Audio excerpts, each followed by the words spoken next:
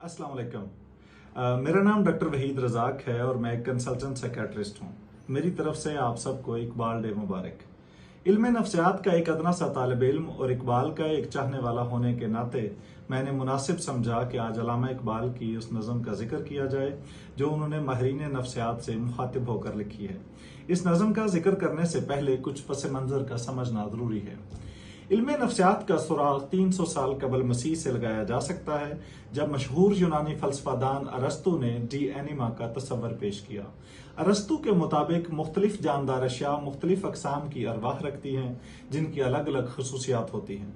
ताहम इंसान को बाकी जानदार चीज़ों पर यह फ़ुक़ियत हासिल है कि वो नशोनमा, अफजाइश नस्ल, महसूस करने वाले हिस्सों और हरकत करने वाले एज़ा के अलावा ज़हानत का भी हामिल है। अरस्तु का यह भी ख्याल था कि अगरचे रूह और जिस्म को एक इकाई के तौर पर देखा जाना चाहिए और उन्हें एक दूसरे से अलग नहीं किया जा सकता, ताहम ज़हानत एक गैर तबई चीज़ है जो जिस्म की सरहदों से मावरा हो सकती है। जहन चूंकि एक नज़र ना आने वाली चीज़ थी, लिहाजा इसके मुतल्लिक तमाम ख्यालात, मफरूज़े और तसव्वुरात फ़लसफ़ा की ही एक शाख समझे जाते और इसमें तमाम कदीम तहजीबों की खसूसी दिलचस्पी रही।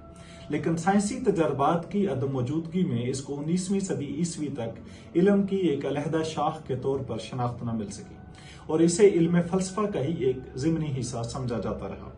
1889 में विल्हेम वुंड ने जर्मनी में नफ्सियाती अलूम की पहली तजर्बागाह कायम की और उसने दुनिया भर में अपनी शनाख्त पहले साइकोलॉजिस्ट या माहिर नफ्सियात के तौर पर करवाई।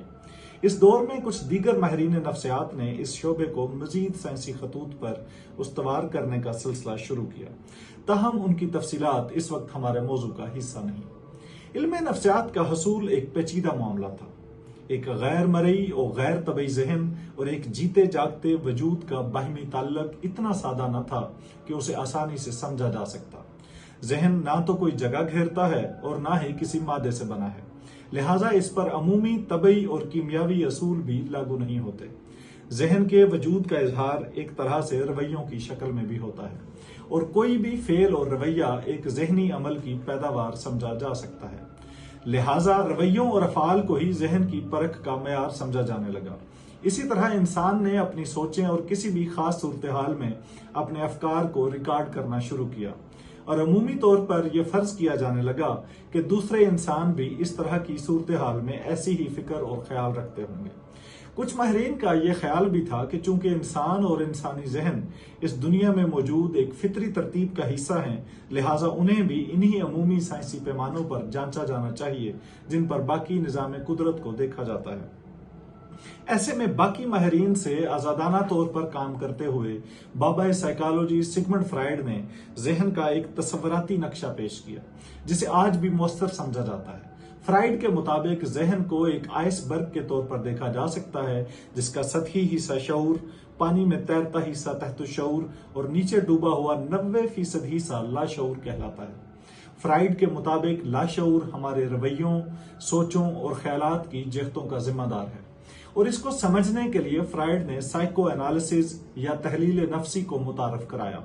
फ्राइड के ही हम असर और एक जमाने में करीबी दोस्त कार्ल जुंग ने इनफरादी और इज्तमाई लाशऊर का तस्वर पेश किया, जिसकी तफसील फिर किसी मौका के लिए उठा रखते हैं।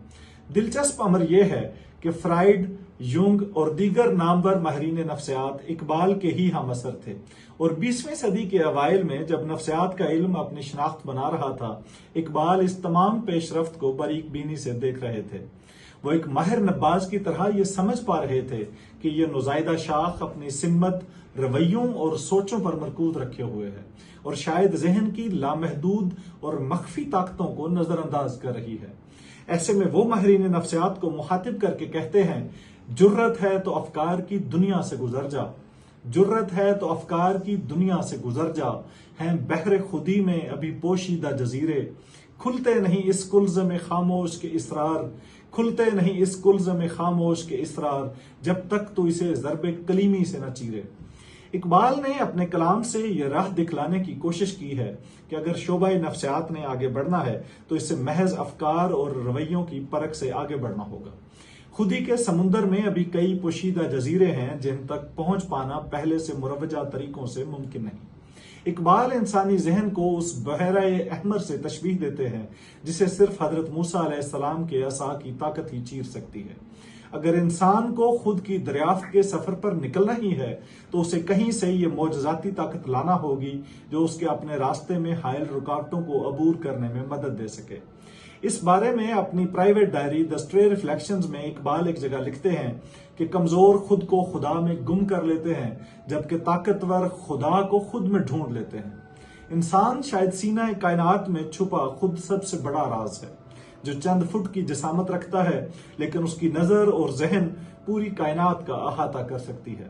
وہ نہ نظر آنے والی چیزوں کے بارے میں سوچ سکتا ہے، وہ اپنے اندر امنگ، تڑپ اور طلب رکھتا ہے، وہ اپنے اندر محبت رکھتا ہے اور اس کا بظاہر نظر نہ آنے والا ذہن ہر وقت مزید سے مزید تر کی تلاش میں نکل کھڑا ہوتا ہے۔ اقبال ایک اور جگہ اسی حوالے سے خدا کو مخاطب کر کے لکھتے ہیں کہ تو نے یہ کیا غضب کیا مجھ کو بھی فاش کر دیا، تو نے یہ کیا غضب کیا مجھ کو بھی فاش کر دیا، میں ہی تو ایک راز تھا سینہ کائنات میں۔